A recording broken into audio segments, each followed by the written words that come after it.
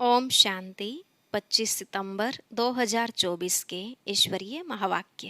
पहले सुनते हैं मुरली के मुख्य पॉइंट्स। बाबा ने कहा, अभी तुम बच्चे याद करते करते पवित्र बन जाते हो, सारी खाद निकल जाती है। यह है ही योग अग्नि। काम अग्नि काला बनाती है और योग अग्नि अर्थात शिव बाबा की याद तुम्हें गोरा बनाती है। जो विनाश काले प्रीत बुद्धि हैं, वह सिवाय बाप के और कोई को याद नहीं करते, फिर ऊंच पद भी वही पाते हैं। बाबा ने कहा, अभी तुम्हें ऊंच से ऊंच बाप पढ़ा रहे हैं, तो जरूर मर्तबा भी ऊंचा मिलेगा। यहाँ तुम आए ही हो बेहद की स्कॉलरशिप लेने, इसमें तो रेस करनी चाहिए। यह है ईश्वरीय लॉटरी। राजा रानी बनना है तो प्रजा भी बनानी पड़े, और प्रजा बनती है सर्विस से। इसमें सब नंबरवार हैं, कोई बहुत प्रजा बनाते, कोई कम। लास्ट में बाबा ने कहा, जो बच्चे पूरा याद में नहीं रहते वही शिकायत करते हैं कि बाबा हमें खुशी नहीं ठहरती, उल्लास नहीं रहता। इसका अर्थ है अभी तक पूरा ज्ञान बुद्धि में नहीं आया। नहीं तो बाप के बच्चे बने और फिर भी खुशी न हो, ऐसा हो नहीं सकता। जो याद नहीं करते वही माया से धोखा खाते हैं। अब तुम्हें हर बात में बाप समान फुल बनना है, प्योरिटी में फुल, प्यार में भी फुल। अब सुनते हैं महावाक्यों को विस्तार से। बाबा ने कहा, मीठे बच्चे, बेहद की स्कॉलरशिप लेनी है तो अभ्यास करो। एक बाप के सिवाय और कोई भी याद न आए। प्रश्न, बाप का बनने के बाद भी यदि खुशी नहीं रहती है तो उसका कारण क्या है? उत्तर, पहला, बुद्धि में पूरा ज्ञान नहीं रहता। दूसरा, बाप को यथार्थ रीति याद नहीं करते। याद न करने के कारण माया धोखा देती है, इसलिए खुशी नहीं रहती। तुम बच्चों की बुद्धि में नशा रहे, बाप हमें विश्व का मालिक बनाते हैं, तो सदा उल्लास और खुशी रहे। बाप का जो वर्षा है, पवित्रता, सुख और शांति, इसमें फुल बनो तो खुशी रहेगी। ओम शांति। ओम शांति का अर्थ तो बच्चों को अच्छी रीति मालूम है। मैं आत्मा, यह है मेरा शरीर, यह अच्छी रीति याद करो। भगवान माना आत्माओं का बाप हमको पढ़ाते हैं, ऐसे कभी सुना है? वह तो समझते हैं श्री कृष्ण पढ़ाते हैं, परंतु उनका तो नाम रूप है ना। यह तो पढ़ाने वाला है निराकार बाप। आत्मा सुनती है और परमात्मा सुनाते हैं। यह नई बात है ना। विनाश तो होने का ही है ना। एक है विनाश काले विपरीत बुद्धि, दूसरे हैं विनाश काले प्रीत बुद्धि। आगे तुम भी कहते थे ईश्वर सर्वव्यापी है, पत्थर भीतर में है। इन सब बातों को अच्छी रीति समझना है। यह तो समझाया है आत्मा अविनाशी है, शरीर विनाशी है। आत्मा कभी घटती बढ़ती नहीं। वह है इतनी छोटी आत्मा, इतनी छोटी आत्मा ही 84 जन्म लेकर सारा पार्ट बजाती है। आत्मा शरीर को चलाती है। ऊंचते ऊंच बाप पढ़ाते हैं तो जरूर मर्तबा भी ऊंच मिलेगा। आत्मा ही पढ़कर मर्तबा पाती है। आत्मा कोई देख ही नहीं जाती। बहुत कोशिश करते हैं कि देखें आत्मा कैसे आती है, कहाँ से निकलती है, परंतु मालूम नहीं पड़ता है। करके कोई देखे भी तो भी समझ नहीं सकेंगे। यह तो तुम समझते हो, आत्मा ही शरीर में निवास करती है। आत्मा अलग है, जीव अलग है। आत्मा छोटी बड़ी नहीं होती है, जीव छोटे से बड़ा होता है। आत्मा ही पतित और पावन बनती है। आत्मा ही बाप को बुलाती है, हे पतित आत्माओं को पावन बनाने वाले बाबा आओ। यह भी समझाया है सभी आत्माएं हैं ब्राइड्स, सीताएं, और वह है राम, ब्राइड ग्रूम एक। वो लोग फिर सभी को ब्राइड ग्रूम कह देते हैं। अब ब्राइड ग्रूम सब में प्रवेश करे, यह तो हो नहीं सकता। यह बुद्धि में उल्टा ज्ञान होने के कारण ही नीचे गिरते आए हैं, क्योंकि बहुत ग्लानि करते, पाप करते डिफेम करते हैं, बाप की बहुत भारी निंदा की है। बच्चे कभी बाप की ग्लानि करेंगे क्या? परंतु आजकल बिगड़ते हैं तो बाप को भी गाली देने लगते हैं। यह तो है बेहद का बाप। आत्मा ही बेहद के बाप की ग्लानि करती है। बाबा, आप कचमच अवतार हो।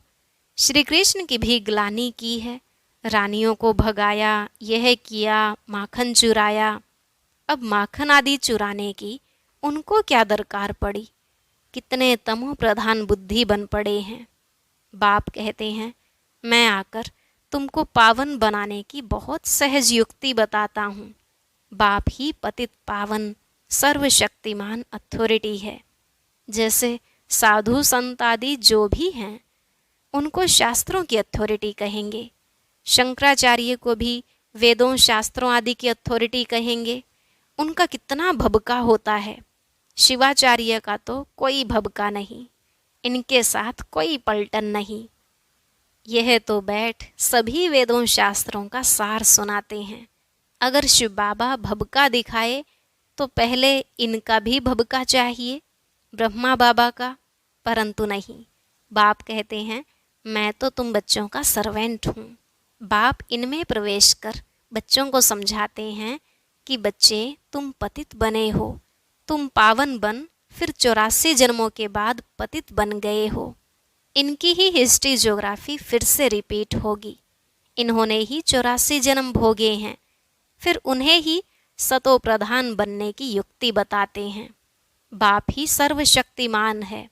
ब्रह्मा द्वारा सभी वेदों शास्त्रों का सार समझाते हैं। चित्रों में ब्रह्मा को शास्त्र दिखाते हैं, परंतु वास्तव में शास्त्र आदि की बात है नहीं। न बाबा के पास शास्त्र हैं, न इनके पास, न तुम्हारे पास शास्त्र हैं। यह तो तुमको नित्य नई नई बातें सुनाते हैं।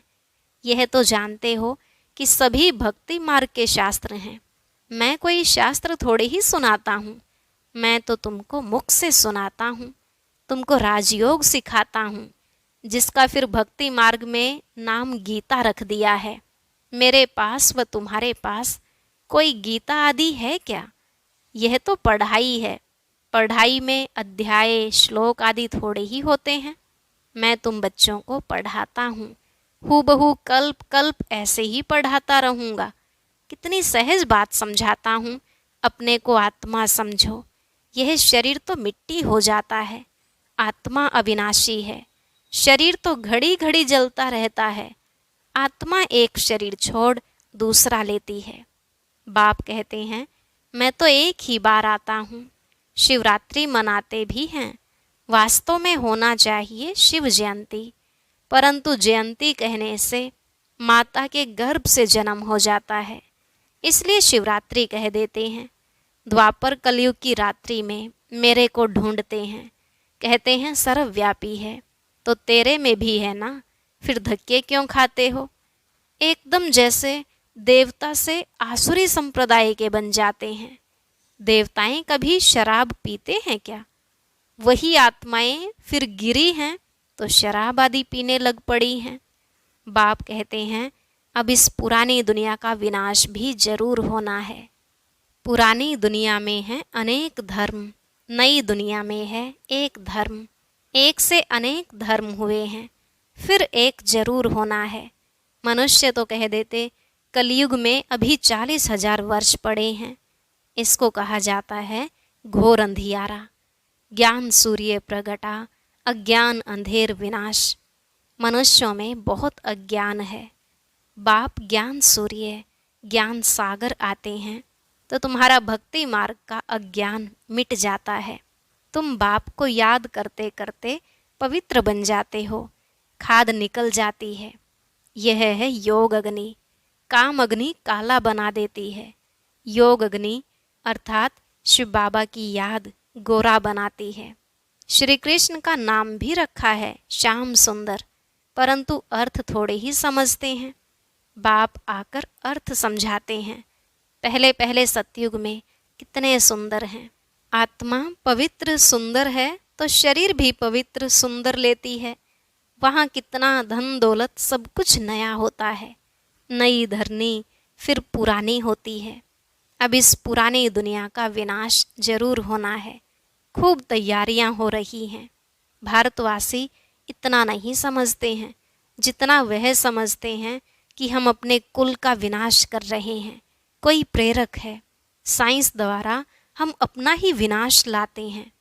यह भी समझते हैं क्राइस्ट से 3000 वर्ष पहले पैराडाइज था। इन गॉड गॉडेज का राज्य था। भारत ही प्राचीन था। इस राजयोग से लक्ष्मी नारायण ऐसे बने थे। वह राजयोग फिर बाप ही सिखला सकते हैं, सन्यासी सिखला न सके। आजकल कितनी ठगी लगी पड़ी है। बाहर में जाकर कहते हैं हम भारत का प्राचीन योग सिखलाते हैं, और फिर कहते हैं अंडा खाओ, शराब आदि भल पियो, कुछ भी करो। अब वह कैसे राजयोग सिखला सकेंगे? मनुष्य को देवता कैसे बनाएंगे? बाप समझाते हैं आत्मा कितनी उच्च है। फिर पुनर्जन्म लेते लेते सतो प्रधान से तमो प्रधान बन जाती है। अब तुम फिर से स्वर्ग की स्थापना कर रहे हो। वहां दूसरा कोई धर्म होता ही नहीं। अब बाप कहते हैं नरक का विनाश तो जरूर होना है। यहाँ तक जो आए हैं वह फिर स्वर्ग में जरूर जाएंगे। शिव बाबा का थोड़ा भी ज्ञान सुना तो स्वर्ग में जाएंगे जरूर। फिर जितना पढ़ेंगे, बाप को याद करेंगे, उतना ऊंच पद पाएंगे। अभी विनाश काल तो सबके लिए है। विनाश काले प्रेत बुद्धि जो हैं, सिवाय बाप के और कोई को याद नहीं करते हैं, वही ऊंच पद पाते हैं। इसको कहा जाता है बेहद की स्कॉलरशिप। इसमें तो रेस करनी चाहिए। यह है ईश्वरीय लॉटरी। एक तो याद, दूसरा दैवी गुण धारण करने हैं, और राजा रानी बनना है तो प्रजा भी बनानी है। कोई बहुत प्रजा बनाते हैं, कोई कम। प्रजा बनती है सर्विस से। म्यूजियम, प्रदर्शनी आदि में ढेर प्रजा बनती है। इस समय तुम पढ़ रहे हो, फिर सूर्यवंशी चंद्रवंशी डायनेस्टी में चले जाएंगे। यह है तुम ब्राह्मणों का कुल। बाप ब्राह्मण कुल एडॉप्ट कर उन्हों को पढ़ाते हैं। बाप कहते हैं मैं एक कुल और 2 डायनेस्टी बनाता हूँ। सूर्यवंशी महाराजा महारानी, चंद्रवंशी राजा रानी। इन्हों को कहेंगे डबल सिरताज।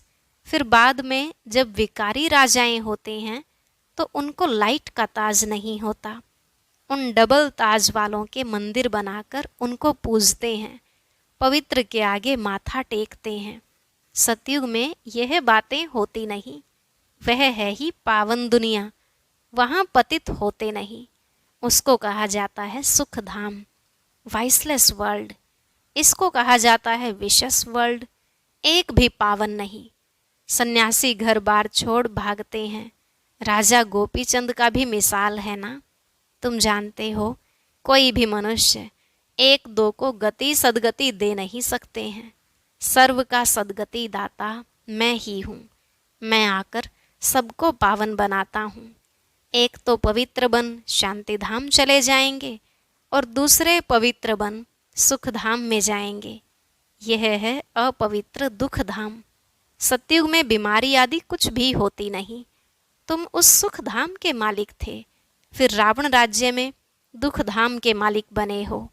बाप कहते हैं कल्प कल्प तुम मेरी श्रीमत पर स्वर्ग स्थापन करते हो, नई दुनिया का राज्य लेते हो, फिर पतित नरकवासी बनते हो।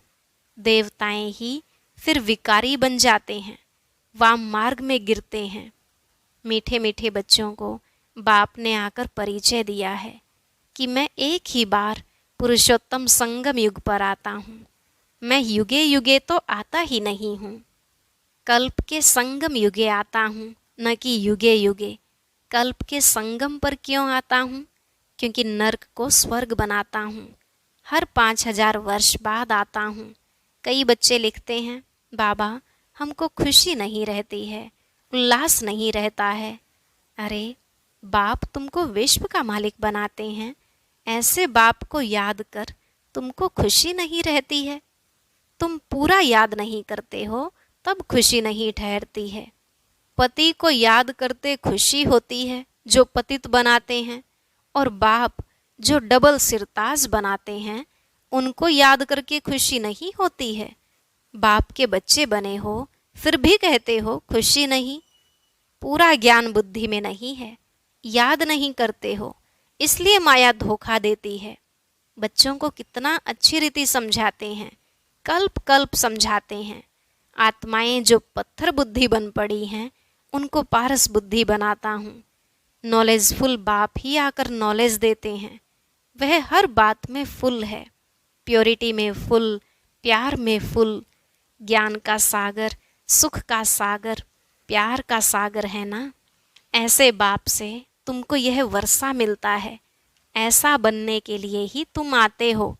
बाकी वह सत्संग आदि तो सब हैं भक्ति मार्ग के, उनमें एम ऑब्जेक्ट कुछ भी है नहीं। इसको तो गीता पाठशाला कहा जाता है, वेद पाठशाला नहीं। गीता से नर से नारायण बनते हो, जरूर बाप ही बनाएंगे ना। मनुष्य मनुष्य को देवता बना न सके। बाप बार बार बच्चों को समझाते हैं, बच्चे अपने को आत्मा समझो, तुम कोई देह थोड़े ही हो। आत्मा कहती है मैं एक देह छोड़ दूसरी लेती हूँ। अच्छा, मीठे मीठे सिकिलधे बच्चों प्रति माता पिता बाप दादा का याद प्यार और गुड मॉर्निंग। रूहानी बाप की रूहानी बच्चों को नमस्ते। रूहानी बच्चों की रूहानी बाप दादा को नमस्ते नमस्ते, गुड मॉर्निंग, शुक्रिया बाबा, शुक्रिया। धारणा के लिए मुख्य सार। पहला पॉइंट, जैसे शिव बाबा का कोई भबका नहीं, सर्वेंट बन बच्चों को पढ़ाने के लिए आए हैं। ऐसे बाप समान अथॉरिटी होते हुए भी निरहंकारी रहना है। पावन बनकर पावन बनाने की सेवा करनी है। दूसरा, विनाश काल के समय ईश्वरीय लॉटरी लेने के लिए प्रीत बुद्धि बन याद में रहने व दैवी गुण धारण करने की रेस करनी है। आज का वरदान, शुद्ध संकल्पों के घेराव द्वारा सेफ्टी का अनुभव करने और कराने वाले शक्तिशाली आत्मा भव। शुद्ध संकल्पों के घेराव द्वारा सेफ्टी का अनुभव करने और कराने वाले शक्तिशाली आत्मा भव। बाबा ने कहा, शक्तिशाली आत्मा वह है जो दृढ़ता की शक्ति द्वारा सेकंड से भी कम समय में व्यर्थ को समाप्त कर दे। शुद्ध संकल्प की शक्ति को पहचानो। एक शुद्ध व शक्तिशाली संकल्प बहुत कमाल कर सकता है। सिर्फ कोई भी दृढ़ संकल्प करो तो दृढ़ता सफलता को लाएगी। सबके लिए शुद्ध संकल्पों का बंधन घेराव ऐसा बांधो, जो कोई थोड़ा कमजोर भी हो उनके लिए भी यह घेराव एक छत्र छाया बन जाए, सेफ्टी का साधन व किला बन जाए। स्लोगन, सबसे श्रेष्ठ भाग्य उनका है जिन्हें डायरेक्ट भगवान द्वारा पालना, पढ़ाई और श्रेष्ठ जीवन की श्रीमत मिलती है। सबसे श्रेष्ठ भाग्य उनका है जिन्हें डायरेक्ट भगवान द्वारा पालना, पढ़ाई और श्रेष्ठ जीवन की श्रीमत मिलती है। और आज हम एक ऐसी विशेष वीडियो देखेंगे जिसमें भ्राता निर्वैर जी के साथ पूरा ज्ञान मोती ग्रुप बैठा है और साकार बाबा के साथ के अनुभव सुन रहा है।